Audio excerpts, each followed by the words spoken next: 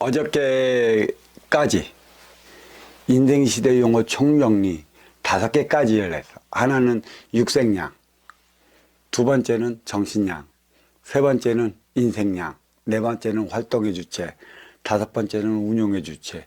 오늘은 여섯 번째로 업그레이드 시대에 대해 그 법문을 좀 한번 해볼 것이고, 이 용어만 쉽게 습득하고 이해만 한다면 앞으로 이 인생 시대에서 법문하는 내용을 쉽게 받아들여. 내가 뿌리민족에 온 대화소통치유센터 인성교육원의 간판을 걸고 법문했을 적에 맨 처음에 이러한 용어를 쓰다 보니까 다들 어렵대. 다들 이해를 못하니까 무슨 소리인지는 모른대. 근데 들어보면 맞기는 맞는 것 같은데 그 용어의 자체의 그 뜻, 그 의미를 모르니까 이해를 못하는 거예요. 그래서 어렵고 되게 난해하다는 소리만 되게 많았었어. 사실 이러한 용어 한 7, 8개 되는 용어만 습득만 한다면 하나 되어 살아가는 차원은 음양이 하나 되는 것이고, 결국은 음양은 하나에서 2개로 분리된 것이기 때문에 이 분리된 2개가 다시 하나가 돼야 돼. 본래의 무국은 태극을 잃었고, 이 태극은 어떤 이들은 뭐 또 3태극을 만들었다는 얘기를 또 하지. 그러니까 그 틀린 소리도 아니야. 태극이 천지걸랑, 천지가 나온 게 인기고 또 부모가 나온 게 자식이라 부모 자식지간, 그러니까 3태극을 이루어 나가는 건 정확한 것이지.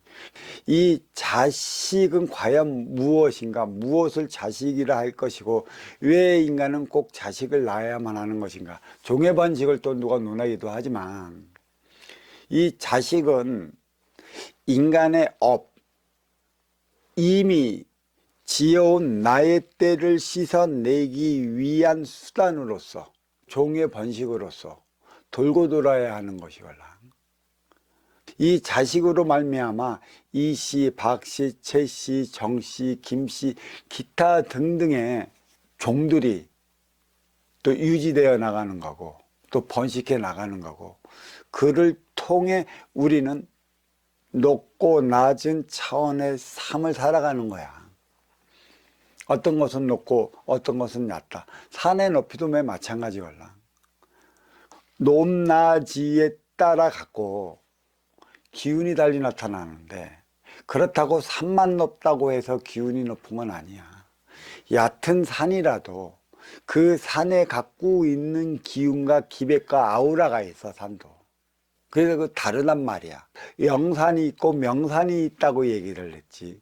그러니까 영산은 신령스러운 산을 얘기를 하는 거고, 이 명산은 겉으로 보기에 화려한 또 아름다운 산을 명산이라 얘기를 하는 거죠. 그러니까 명산과 령산의 차이는 이 기운의 차이, 아우라의 차이라고 하는 것이지. 명산은 아름다워. 하지만 령산은 웅장하고 장엄하면서 기운으로서 꽉 둘러차 있어. 우리 민족의 영산이라 얘기할 수 있는 이 태백산은 아름다운 곳이 없어. 하지만 그 심하나 그 기운하나 그 아우라는 꽉 차 있어 갖고 감히 어떠한 기운으로서도 엄접을 못하지. 그 다음에 백두산, 인류의 영산이라는 것도 백두산이 아름다운 것은 없어. 장엄한 것이지. 천지를 통해 내려오는 그 장맥폭포, 이 모든 것이 기운의 줄기로 흘러나가는 거야. 천지에 흐르는 물이 중국으로 해가 장맥폭포로 흐르는, 또 그 물은 결국 압록강과 두만강의 경계를 이루어 나가고 있어. 하지만 웅장해. 그 무엇도 범접을 못한단 말이야. 그렇다고 백두산이 높은 산이기나 하나, 본래는 백두산도 거의 3,000m 정도가 넘었었는데 대폭발로 인해 분화구가 생겨갖고 거기에 천지가 생겼지. 인류의 염원을 위한 옥수잔을 만들어 놓은 곳이야. 그 다음에 한라산도 마찬가지걸라. 본래 제주도는 화산섬이었고 그 화산섬에서 한라산도 폭발로 이루어 갖고 백록담이 자리한 거고 태백산은 천지가 자리한 것이지. 그래서 우리 민족의 특성, 그러니까 뿌리 민족을 보호할 수 있는 보호막이라고 얘기를 할 수 있지. 그러니까 태평양의 기운을 막기 위해 남에서 쑥 동에서 남을 지나 서해까지가 숱한 섬이 많은 이유가 거기에 있는 것이고, 그리고 내가 일본을 두둑이라 얘기를 하고 바람막이로 자리했다, 방파제 역할을 한다라는 얘기가 태평양의 기운을 막아주는 위치에 자리하고 있기 때문에 일본을 두둑이라 얘기를 했던 거였지. 이 두둑을 얘기를 한 것도 거기에 그 섬지방 섬나라에 사는 이들이 태평양의 기운을 온몸으로 막고 살아가고 화산 섬유로 인해 천재지변을 온몸으로 막고 살아가다 보니까 그들의 몸이 왜소해. 그래서 우리는 외인이라 불렀던 거였고, 태평양의 기운을 막아주기 위해 우리는 이렇게 자리하고 있는 섬들이 꽤 많지.